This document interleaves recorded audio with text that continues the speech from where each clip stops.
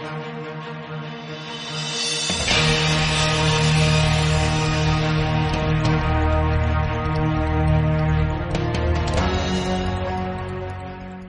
everyone, welcome to Gay Gals Watch, a podcast that's just some gals who are pals watching shows with gal pals. Or in other words, we watch a lot of media with queer people in them. Your hosts are me, Danny, and with me as always is Devin. Hello. And we are continuing our run of Legends of Tomorrow, which is shown on the CW network in the United States.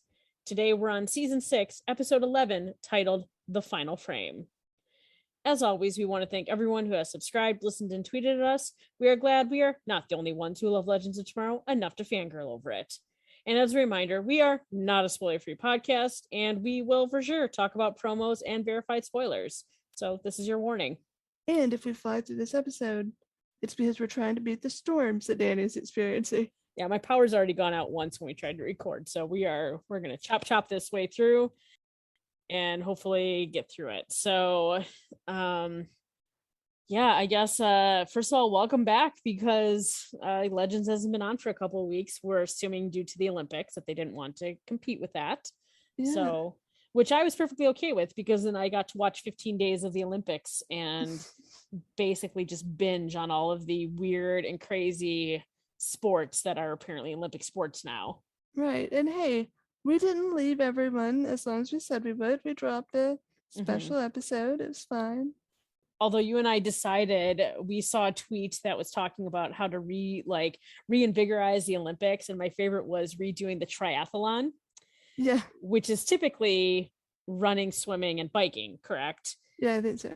And so somebody said that the triathlon should just be 3 random sports that you pull out of a hat at the beginning or at the end of the Olympics, and anybody can just try it. So yeah, the caveat being it has to be like single player ones, right. And but anybody could do it. So we were joking about like what would the worst combinations be, and it was like rhythmic gymnastics, the clubs, and marathon, and like what was the other one?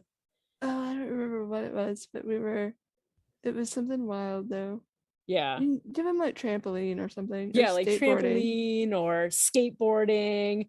And then we were like, what would the Winter Olympics look like? And I was like, that would be death, because it would be like skeleton and ski jump and like figure skating. Yeah, that would be the harder one, I think. Right, because you have death blade strapped to you. Yes, in multiple events.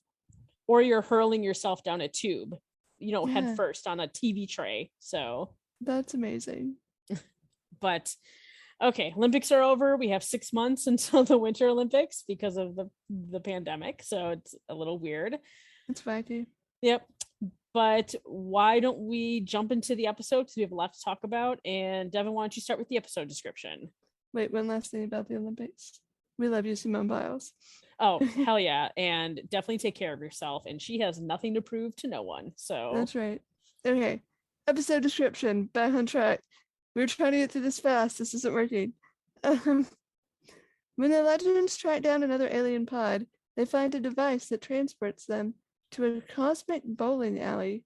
Nate plans a romantic date for him and Zari, but nothing goes as planned. Okay. I'm obsessed with that. It's Nate's idea of romantic camping. We'll talk about that for sure. Okay. All right. So as always, we're going to start with the likes. And I think first thing is that this was an homage to the movie The Big Lebowski, which is a cult movie about bowling. And yes, even though I love bowling, I actually don't like that movie at all. Like, it's not my favorite. I've never actually seen that movie, so I missed any and all references to it. I think the big one was where Mike the Spike was kissing the bowling ball. I think in The Big Lebowski, he's like licking it. It's gross. Ew. So, right? Do you know where that's been? That's why it's gross. So, but all right. So we have split this into various sections. So we're going to start with the Zari Nate section. Let's get it over with. I know, because of the 3 storylines in this episode, this was by far my least favorite, which makes me so sad, because we finally got some Zari 1.0 time, and this is how they choose to use the character. Yes, by making her their girlfriend. just exactly why we loved Zari 1.0 because, you know, she was nothing for a season and a half before her relationship with Nate. You mean like the 4 episodes of her relationship with Nate? Yeah. Yeah, I'm saying like she had a whole season and a half without him Yep. where they weren't together, and she just, I guess she didn't exist before I the guess four not. At episodes. least not according to the writers. Yeah, I do love how Behrad calls Zari 1.0 flannel Zari, which is appropriate and accurate. I did laugh at that. Mhm. I also laughed at Jeff and Jamie, the rock and roll Oh couple, my god. and their super over the top camping experience, complete with a hot tub. Because there are people like that in the world. And of course, like my idea of camping is a hotel. So maybe I'm not the person to judge. Wait, the hotel's not camping? I mean, it is to me, but not to most Same. people. I don't like dirt. But one note about what was Jeff and Jamie? Is that what? Yeah, it's Jeff and Jamie. Oh, I want to call them Julie and Jamie later, whatever. So Jeff and Jamie and their camping gear, they are excellent packers and not the Green Bay kind.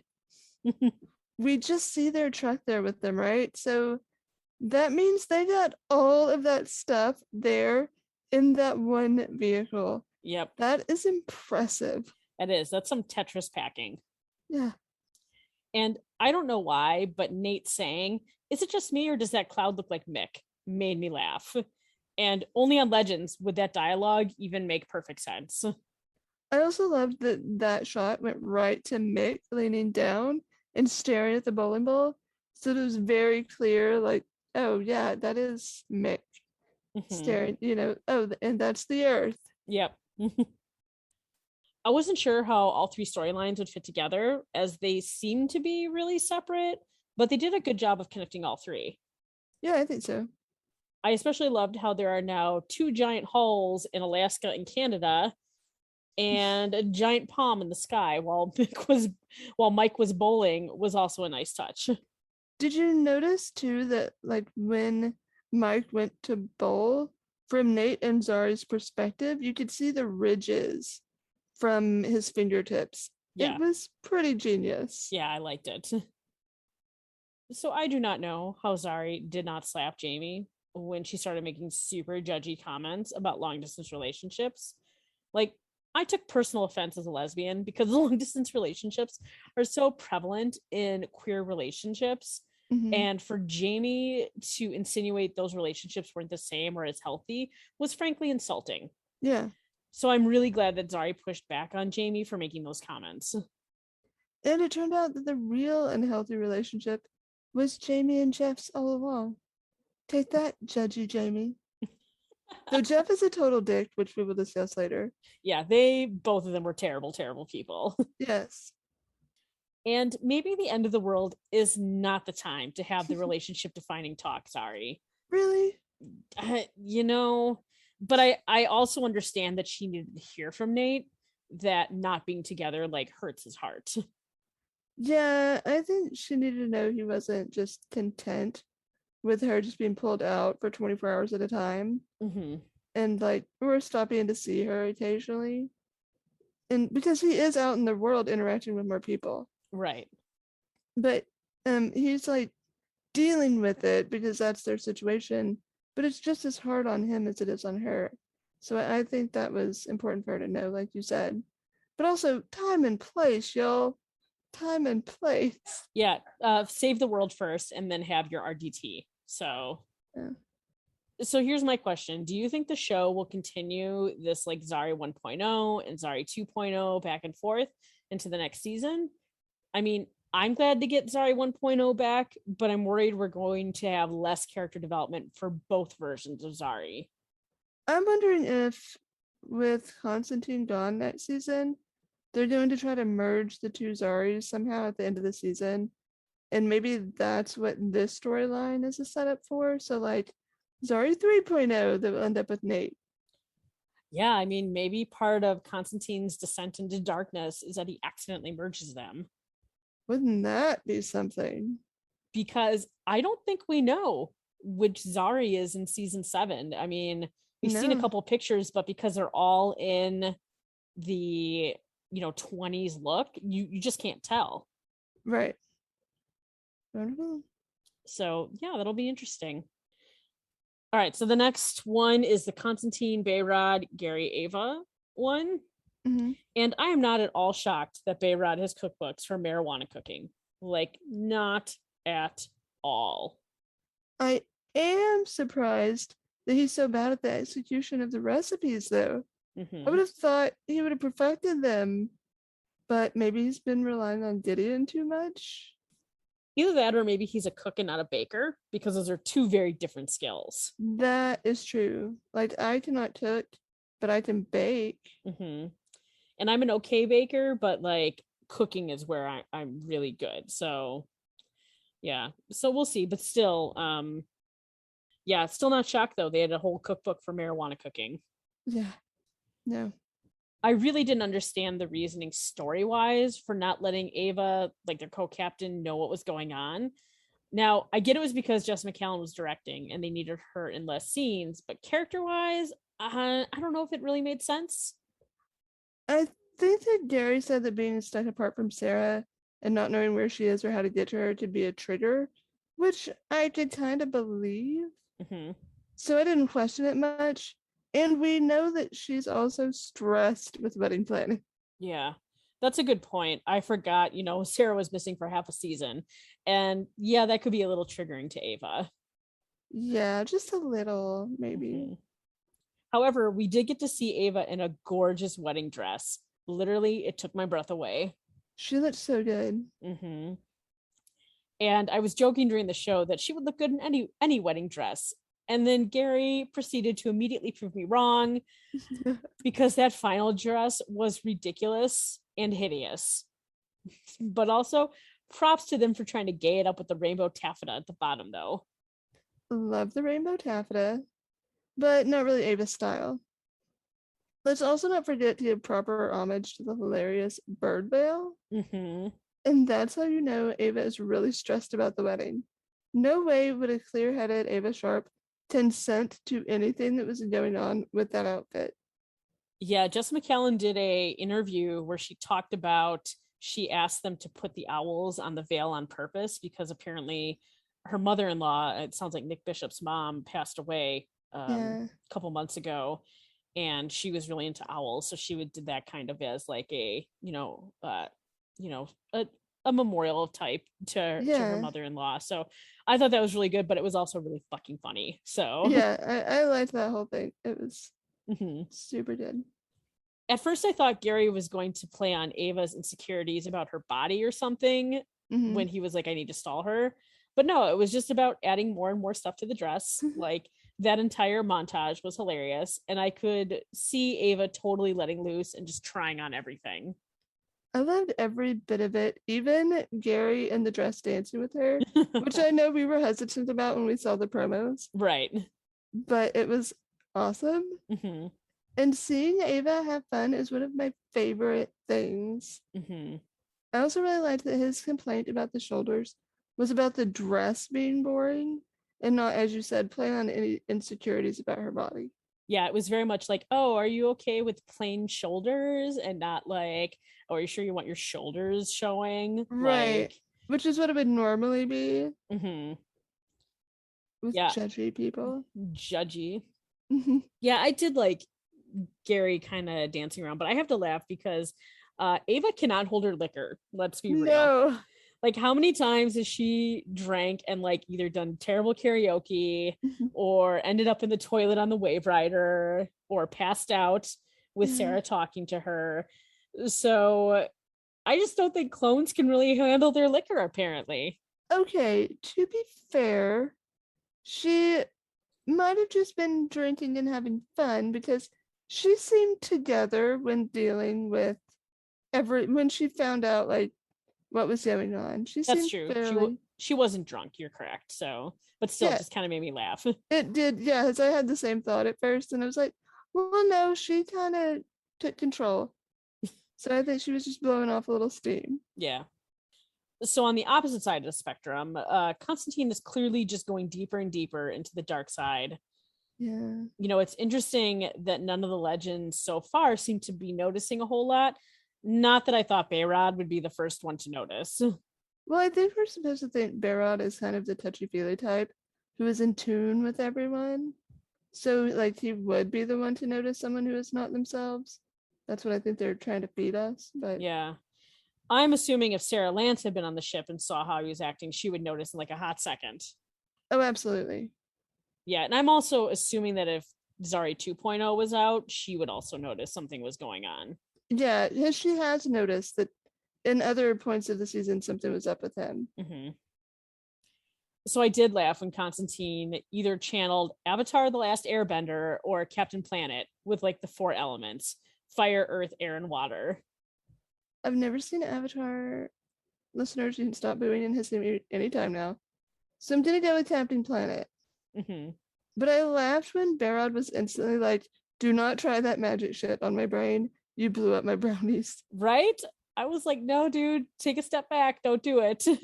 And even Constantine was sort of like, "Yeah, Oh, you're probably right. Yeah." oh yeah, I probably shouldn't do that. I love how Ava was like, you dum-dums, stay here, and was able to figure out what the hell was going on, like in 2 hot seconds, all while rocking her crazy ass wedding dress. How does she manage to make dum dums into a lovable term of endearment for her crazy kids? I mean, I'm sure it's just dum dums doesn't sound serious, but it's like an exasperated mom who isn't really mad, just like, of course my unsupervised children did this stupid thing I have to now sort out. I mean, let's be real. Sarah and Ava are truly the time moms. They absolutely are. So the second best exchange was Ava asking Sarah, what's with the bowling shirt? And Sarah replying, well, I'll tell you about the bowling shirt if you tell me about this wedding dress. And Ava freaks out, and Sarah like calms her down with like, a babe, you're gorgeous.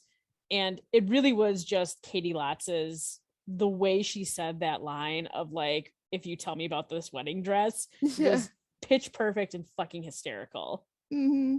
It's a perfect example of how well Sarah and Ava complement each other, and that like no matter all the shenanigans around them, everything is good when they're together. Mm-hmm. Yeah, I agree. All right, so the last one is Sarah, Mick, Spooner, and Astra, which is basically the main storyline. I am not surprised at all that Mick, Astra, and Spooner decided to immediately start playing with the magic alien box they found in the pod. I mean, wouldn't you? Not out of the alien pod. Are you kidding me? I would probably do it. Also, I don't know. Did you hear the I think it was Spooner who said it was the last pod? I did hear that. Yeah, so that means these last episodes are all about, my guess would be Constantine and Bishop. Yeah, those were my first thoughts too. Like the rest of the season is going to be dealing with Bishop and watching Constantine spiral and the legends try to help him. Mm-hmm. Which makes sense because if they're going to be stranded in the 20s next season, they want to have wrapped up the aliens being loose in the timeline, would be my guess. Yeah. And I don't know how much bowling you did when you were younger, Devin, but I used to bowl every single week because my mom was in 2 bowling leagues. So the minute that they stepped foot in that bowling alley, I was like thrown back into my childhood. Bowling alleys haven't really changed that much since like way back when, and honestly not mad about it. Mm-hmm. And also bowling alleys are where I learned to play video games, so you can thank my mom for that habit, because when I used to go with my mom to her weekly leagues, she would just like give me $5 in quarters and was like, go off, child, do your thing. And I would spend the entire time on either the claw machine or video games. Okay. Yeah, no, I never did much bowling. I think the closest alley was about a half hour away from us, Okay. whereas the skating rink was about 3 minutes away. Mm-hmm. But the few times I did go to a bowling alley, I gave up on bowling about 15 minutes in because I am a terrible bowler. And like you, just went to play video games. Or eat nachos, often both. Yeah, that makes sense.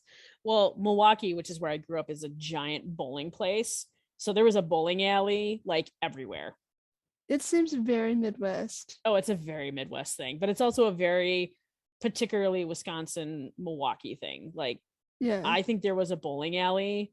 There was like probably 4 of them within a 20-minute walking distance for me. Oh, So, wow. yeah, it's not as much now. A lot of them have closed down, but bowling's still popular. I actually just went bowling a couple months Yeah. ago. So, I mean, I know people who did it a lot. There are bowling alleys around here. Now, though, some of the smaller ones are closed. You go to like main event and go bowling. yeah. I love the bowling alley owner. Yeah. Yes. I think was Buddy. Was that his Yeah, that name? was his name. Yep. He truly built the place for people to come and have fun and just chill. And it was really kind of sad that the pin killers like turned it into something super dark and not fun. You know, Buddy is a guy you would want to sit down with and just listen to him tell stories about his life. Mm-hmm. I would have watched an entire episode of that. You know, he's probably been through it if he built a place for people to just come and have fun. Yeah. Especially because of how distraught he was that the painkillers had done this to his place. Yeah, pretty much.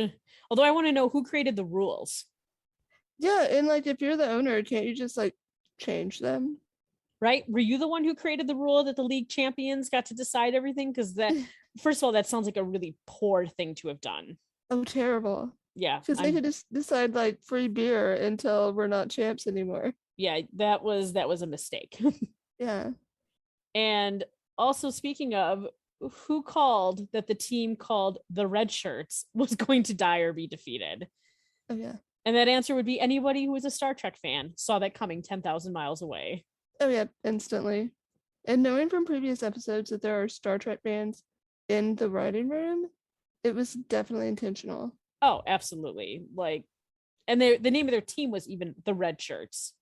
Yeah. Also, major props to Nick Bishop for playing the best Mike the Strike ever. Because let's be real, there is a guy like that in every single bowling alley I've ever been to. Super obnoxious, thinks he's the shit, etc., etc. He truly was the best at being the worst. Mm-hmm. Still disappointed he didn't die by bowling ball or something. Yeah, I thought that would be a running joke that they could have kept up, like Nick Bishop starring as various evil people and then dying hilariously. It would have been amazing.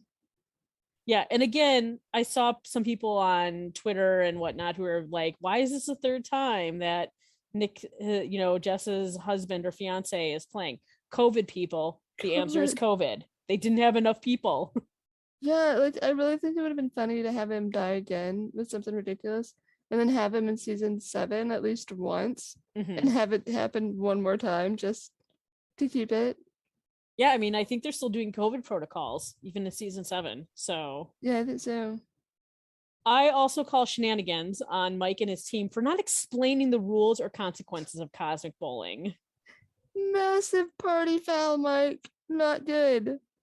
But also, how awesome was it when you realized the bowling ball was Earth? I will admit it took me far longer to figure that out than it Oh, probably really? should have. But the minute I did figure it out, I was like, that's really cool. And also, good job to whoever like painted that bowling ball because it looks really cool. It looked so cool. I love the dynamic between Spooner and Mick. Mick thinks bowling is stupid and refuses to take off his gloves. And Spooner is appalled and personally offended that Mick thinks bowling is stupid. Mhm. And you know what? Like, I kind of get where Spooner is coming from, especially those of us who love things that aren't considered to be like cool or super popular. It can seem like a personal insult when somebody tells you something you really love is stupid. Like, that means you're stupid for liking it. Mhm. But I also see Mick's side. He doesn't really think bowling is stupid. He just knows he's not good at it since he doesn't want to take off his gloves in order to bowl. What I really loved about their scenes is that Mick ended up opening up to her a bit by showing her why he didn't want to take off his gloves. Mm-hmm. And he implies that others can't handle his scars, but we know Mick is kind of ashamed or embarrassed by them. Mm-hmm.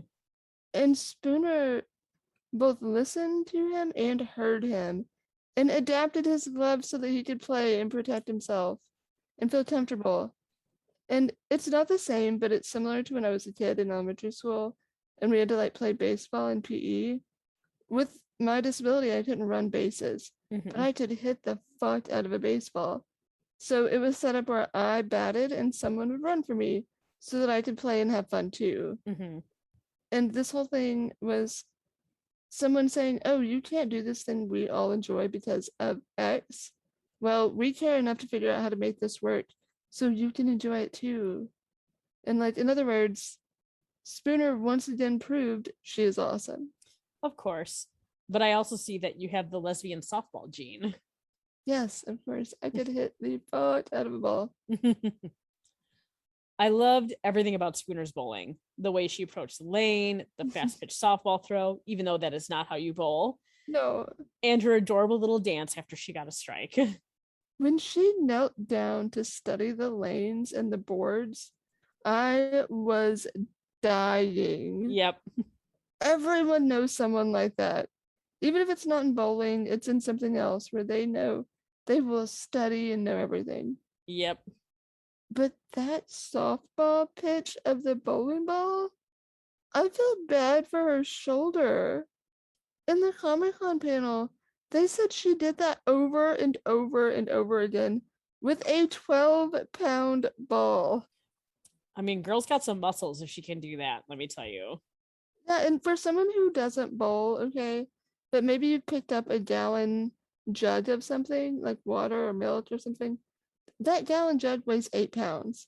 Now Yep. imagine 4 more pounds and then doing a wind up all the way around pitch of that. Just no, I can't. Yeah. I I don't know how she did it, but good for her. Yeah, Well, and then compare Spooner's bowling to Mick literally throwing the ball in the wrong lane. I laughed so hard at that. that is me bowling. I am a menace. At least he knocked over some pins. That's fair. He did. I am also not surprised that Sarah Lance picked up bowling in an instant. I assume it's those League of Assassins skills. Did she pick it up in an instant? Or was that some childhood Lance family bowling nights coming back to her? I mean, normally I would say yes, but she seemed really surprised. And she was like, well, how hard can this be? So if she had done some bowling, I think she would remember that. Well, I think she could have been downplaying it. She's not a nerd who did family bowling nights. I loved all the bowling shots they did, like following the balls, the one where it was from the point of view of the ball, rolling over and over. It was just kind of a lot of fun to watch. That shot of the ball rolling over and over made me a little dizzy, but it was super cool. There were a lot of cool shots in this episode, like that initial shot when they opened the door to the bowling alley and they did a 360 pan of space to show where exactly they were. Yeah, that was very Doctor Who to me, Yeah. like stepping out of the TARDIS, like, oh shit, okay. Yeah, there was also a shot when Sarah was talking to Buddy and it gave us like snippets of the other conversations and it kind of zoomed out a little bit Mm-hmm. and fuzzed out and had sort of a fuzzy quality over everyone else to show that those were happening in a different place. Mm-hmm. I thought that was kind of cool too. Yeah, that was really cool. I also really enjoyed how Mike the Strike got his hand zapped, so he threw a gutter ball, and how Sarah and the company just like started mocking him for it. It was pretty hilarious. I loved that it was Spooner's gun and Zari wielding it that gave him the zap. I guess Spooner went back on her I need a smaller gun idea. My guess is she still kept the large one. I also appreciated how it was set at level 3 and like the highest level was just a middle finger. Oh, that was amazing. And they were like, yeah, that's the one we should use. Right. And the minute that Sarah turned on the music and brought over nachos and beer, I was pretty much all in. She had me at nachos. I'm does not surprise me. Because that is how you bowl in America. Like music, food, drinks, not really caring about the score. Mm-hmm. Unless you're in a league, then yes, I guess the score is important. But I really love Sarah's "Are we losers or are we legends?" And the reason I love that is because it shows how far she and the team have come from season 1, where they were the losers, and that's why Rip chose them. That was such a great line, and you're right. In season 1, when Rip told them that, they kind of accepted that they were losers. And now they don't even pretend to consider themselves losers. They claim the Legends title proudly. I mean, Sarah Lance is the paragon of destiny. She's I not a mean, loser. no, that's true. So then we have the ending. And I just love that Sarah tells Astrid to bowl granny style, and it works. It always works. That's why it's great to use it against people who are superior bowlers. They hate it. Yep. And one of the shots I really liked in this episode was the shot of Sarah bowling the Earth back into its place in the universe. Very cool CGI and VFX. Really cool. She did bowl the other planets back into place, right? Right? Yeah, we'll talk about that in my dislikes. Okay. So I said before, like my second favorite exchange was, Sarah and Ava between the doors. And my favorite exchange is also between Sarah and Ava. It is at the end where Ava is talking about Sarah seeing her in the wedding dress. And then Sarah says, "Babe, you looked amazing. You look amazing in whatever you wear, but I love you too much to let you get married in that thing." I laughed so hard at that because way to be supportive yet honest with your girl, Sarah. Sarah loves her, but she also wants their photos to look good. Truth. She did send photos of her wedding to the other Bevoverse heroes and have Ava wearing that dress, complete with the birds. Yep. No, but honestly, I took it as Sarah knowing that Ava is getting a little nervous and stressed with the wedding. So she's the calming presence, like, babe, you always look amazing, but let's take a breath and rethink this. Mm-hmm. She's just centering Ava again. Yep. And of course, it ends with a family picture, and I just thought it was cute. Oh, I loved that. Mm-hmm.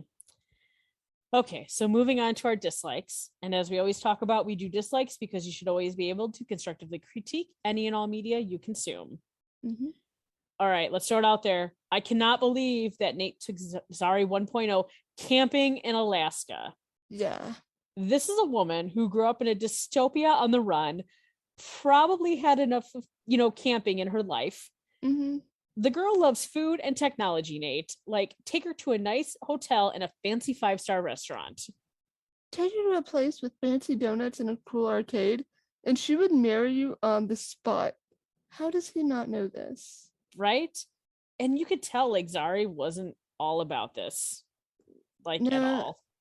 I mean, okay, to be fair, he did try to bring her a donut and her favorite food, but he grabbed Spooner's bag by accident. But camping, no. Yeah. Just, why? No.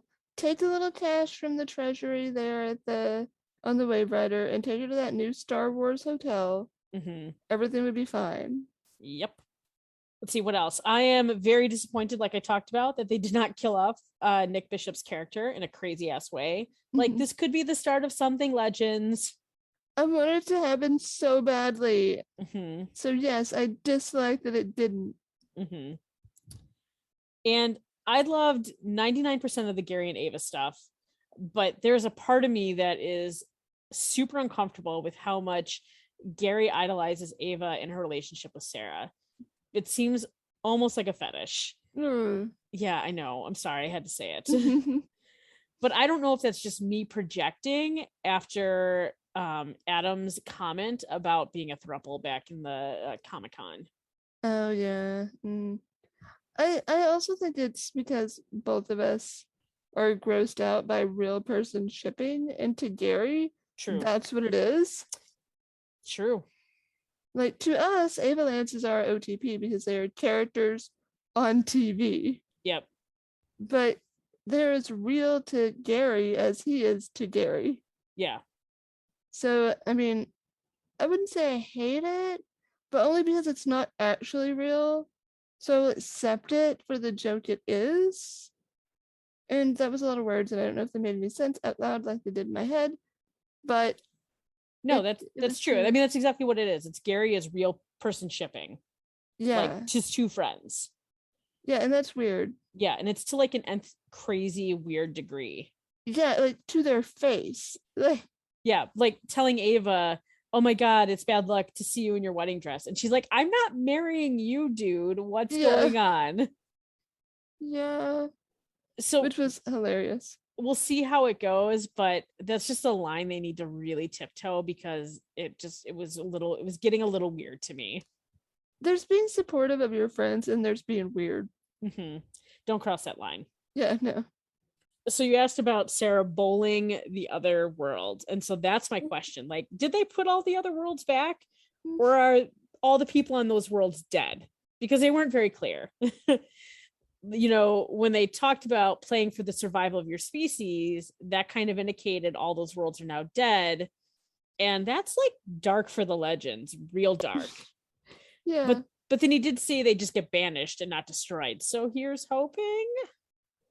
I'm going to pretend the legends bowled them back into place, and it's like they never left, since I'm assuming Earth doesn't still have holes in Alaska, Canada, and wherever that third one was. I think it was in Mexico.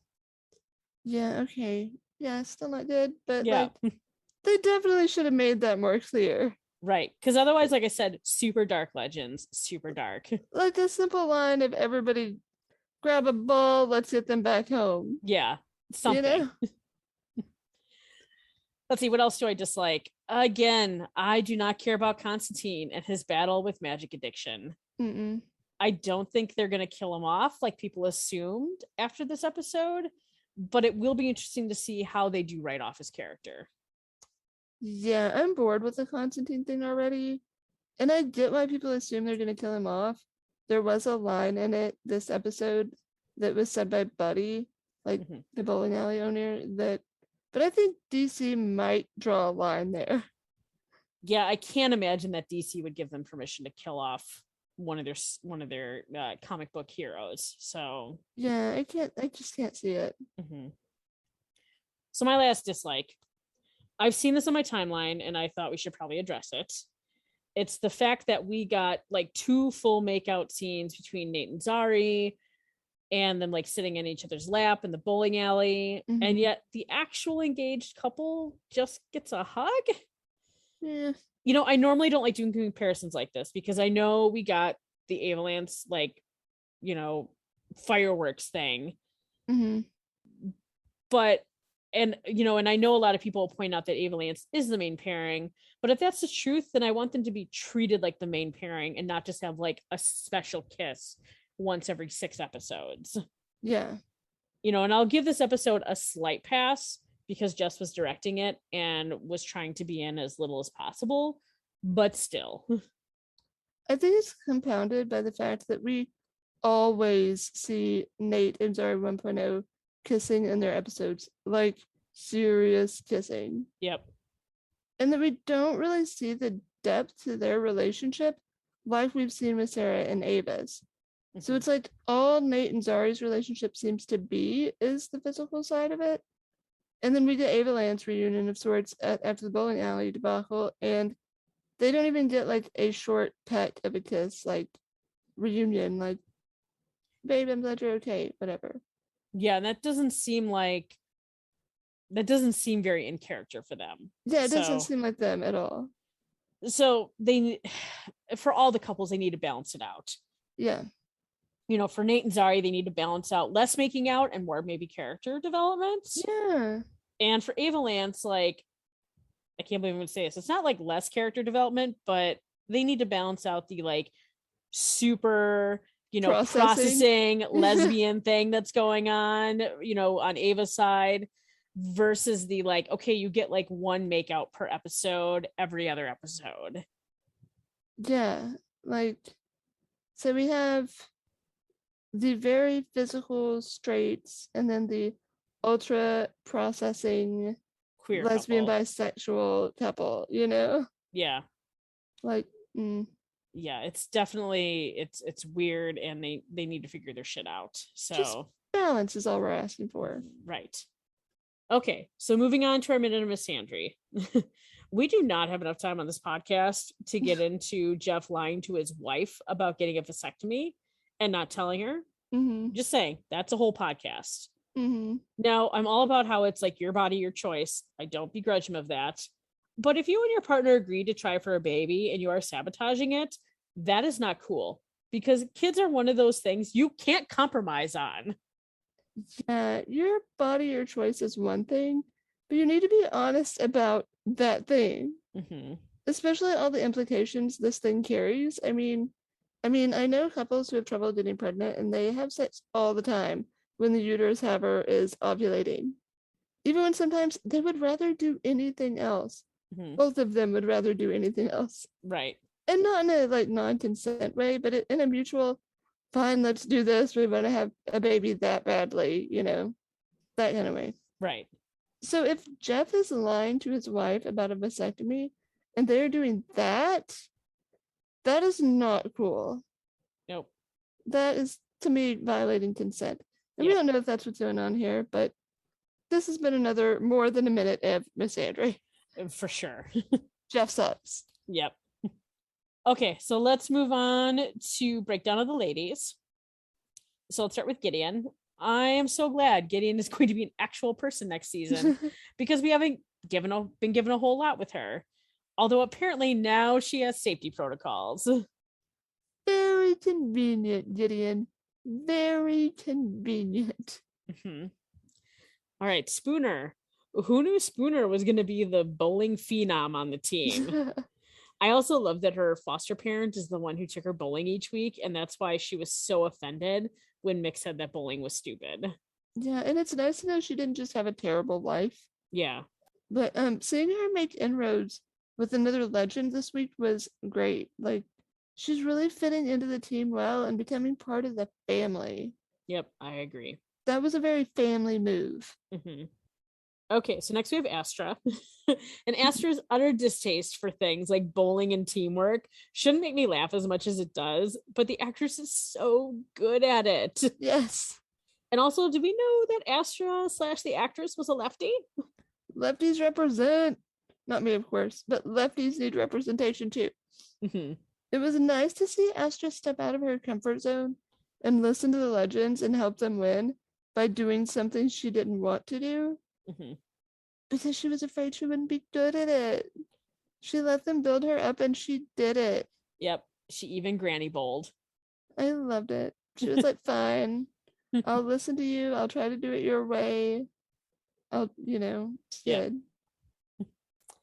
It's weird to see someone that tall granny bowl.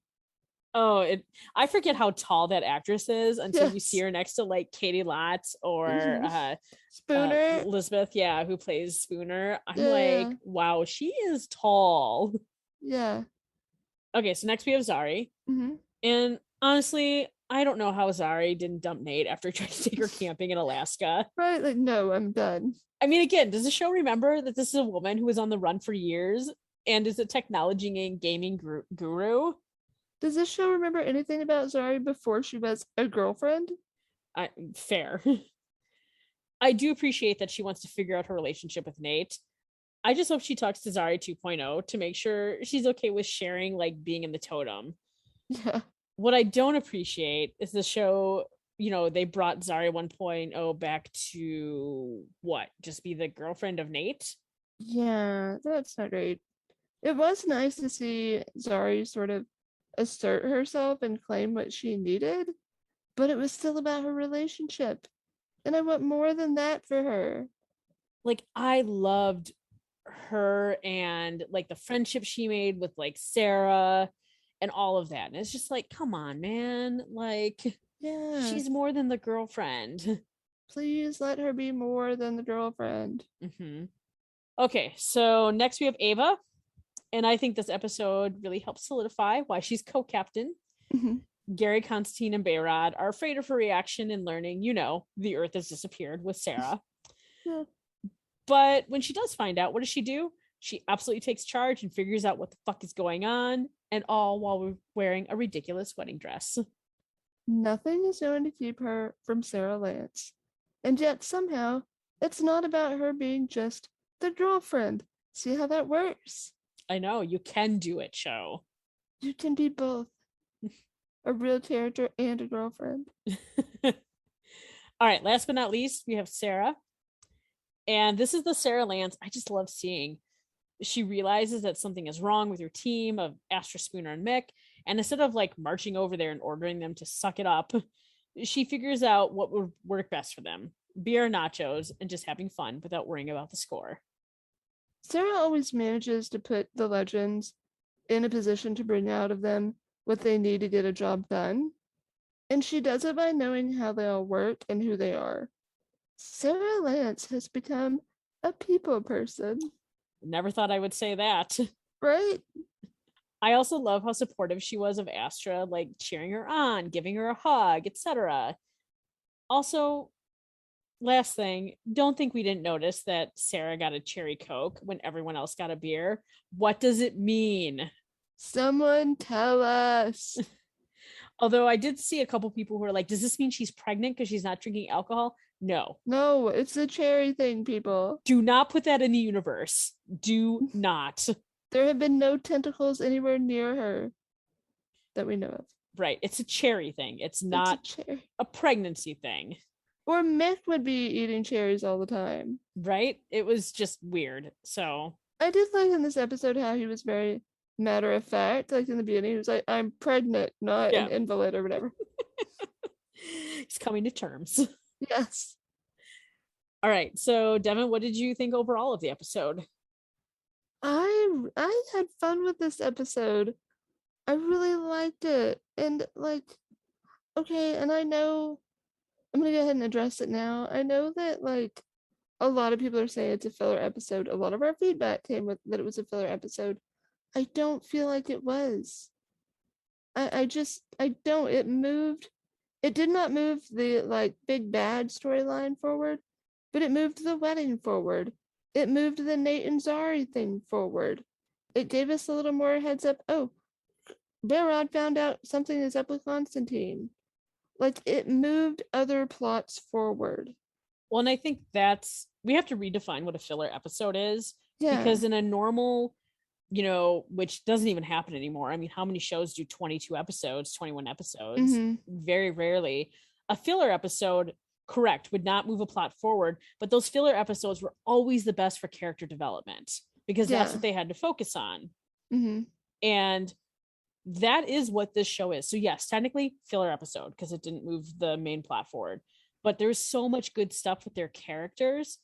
And so I think we really need to start as like, a society, like redefining what does that filler episode mean?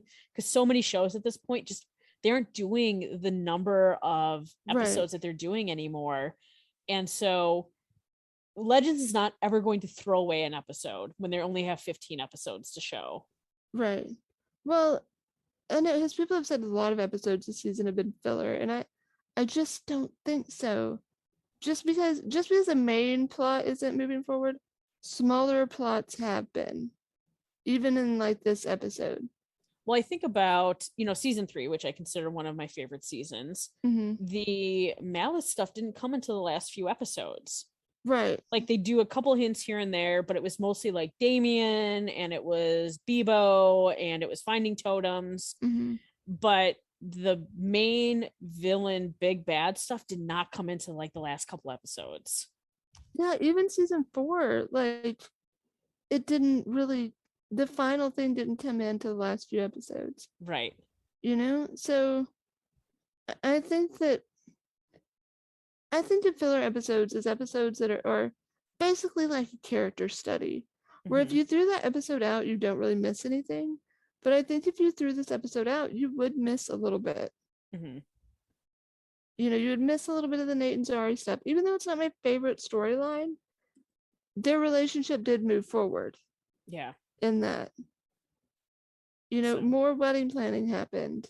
So I love our pals, but no, it's not necessarily strictly a filler episode. Yeah. Overall, though, I like the episode. I thought it was fun. Mm-hmm.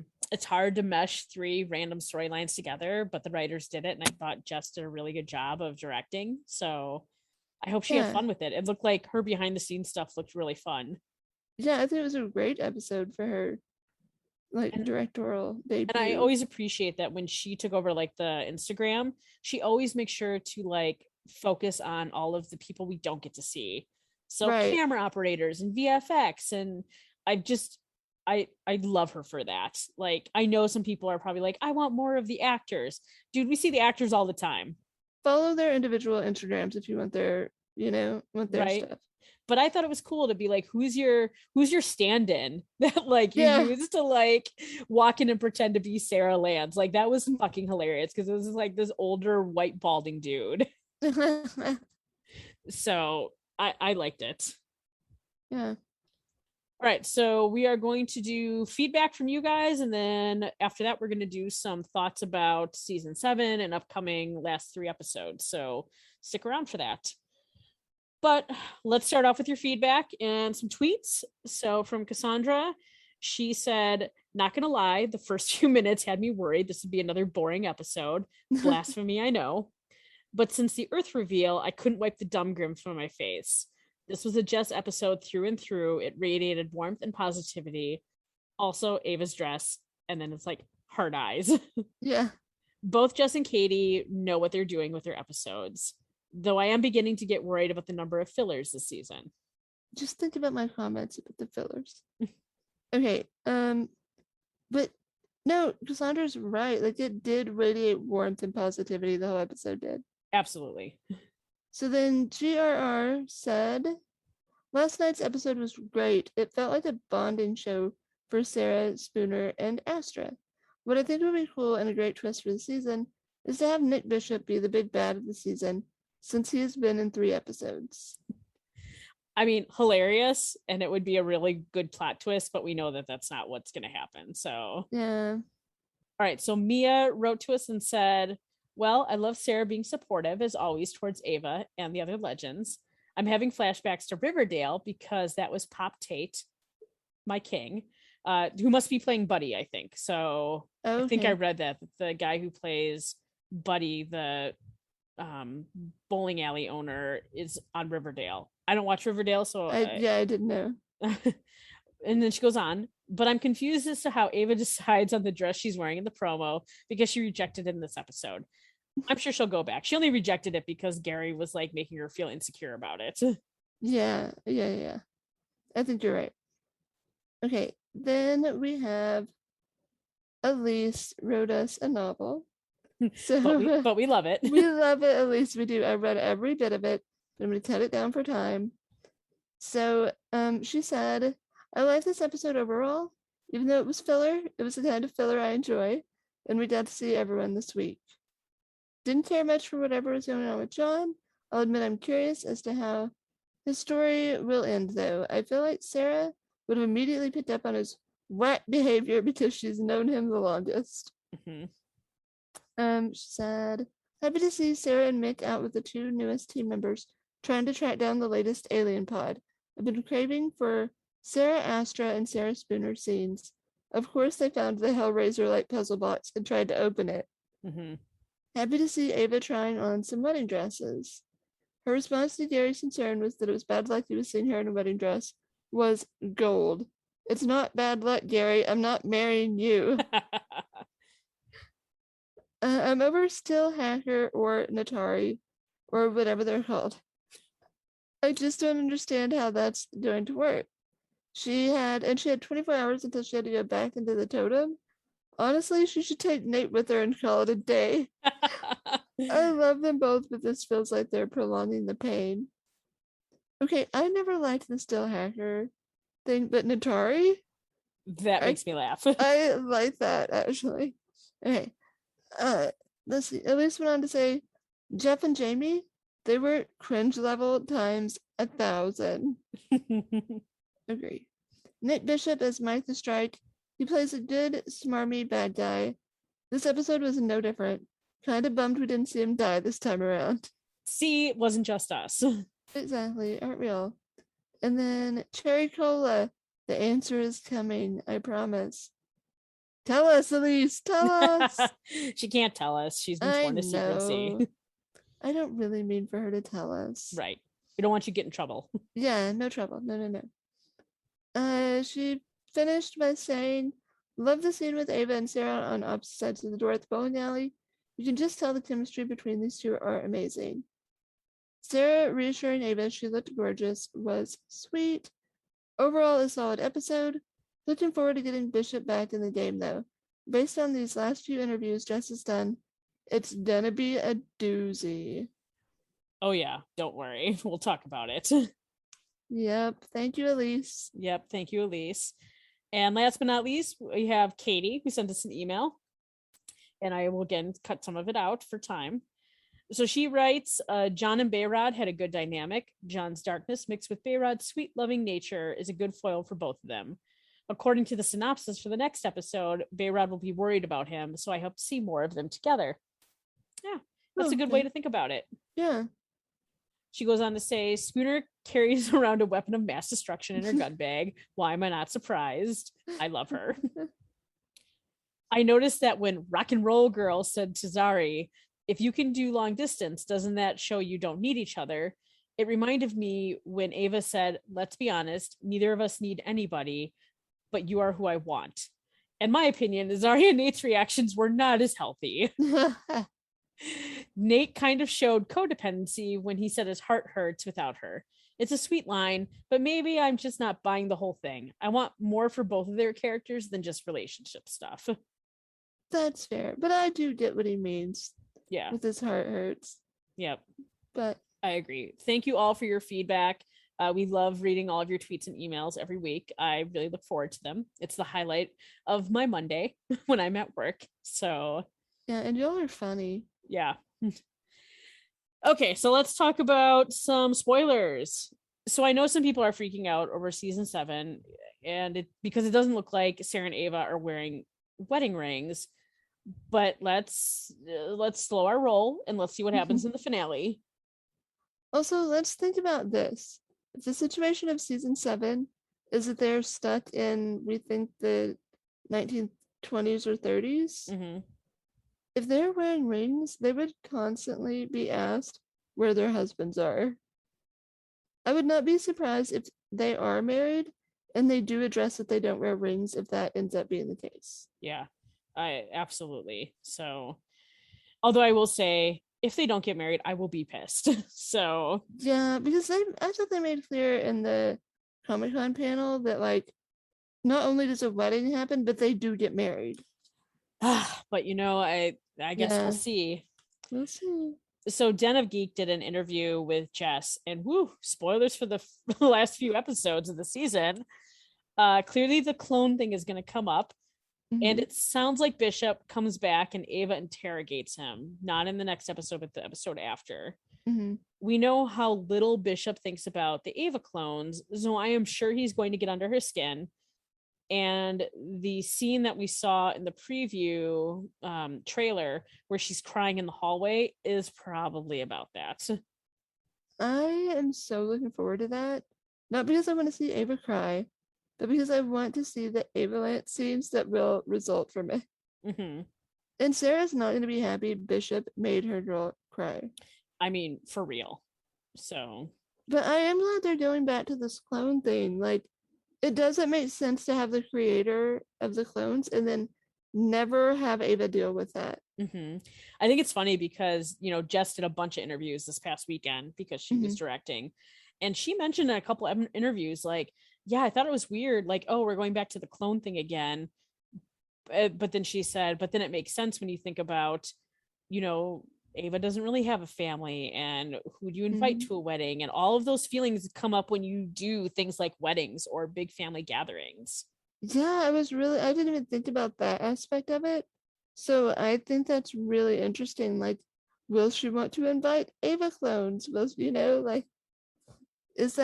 consider them her family? Will she want to stand on her own? Will that make her want to keep her last name? Because she has made herself an individual. Yeah. That, although I will laugh if she becomes Ava Lance. I sort of want it to happen. I know, just so we can kind of laugh. And Gideon can say, like, the captain's Lance. Yep. But we still have 3 episodes left? Something. Yeah, we're on 11, so 12, 13, 4 episodes left. 4 episodes. Yeah, Math we is can hard. count. Yes, math is hard. But yeah, I'm looking forward to seeing kind of where they go with it. So yeah. Yeah, me too. But that's all I have. Is that all you have, Danny? That is all I have for this week. We made it. We didn't lose our recording, hopefully. Yay. So, okay, guys, gals, and non-binary pals, we need time to recover from our fangirling. So we're going to leave you here for now and return next week with Legends of Tomorrow, Season 6, Episode 12, Board on Board on Board. Ugh. I don't know. Between that and the 100th episode title, it's going to be a long couple of months. Yeah. Until then, feel free to listen to our previous episodes and contact us with feedback or any of your own fan person feels at our email address, daydowswatch@gmail.com, or on Twitter @daydowswatch, or find me, Devin, on Twitter with username @KDevNick. That's @KDEVNIC. And Danny, where can they find you? People can find me on Twitter, where I talk usually all things politics and all things super gay, with the username @Zandany, which is XANDANY. Are you sure you don't want to edit this for me, Danny? Nope. And please subscribe, rate, and review our podcast on Apple Podcasts, Google Podcasts, Amazon Podcasts, Last.fm, Spotify, and just about anywhere else you can find us. Until next time, see you, pals.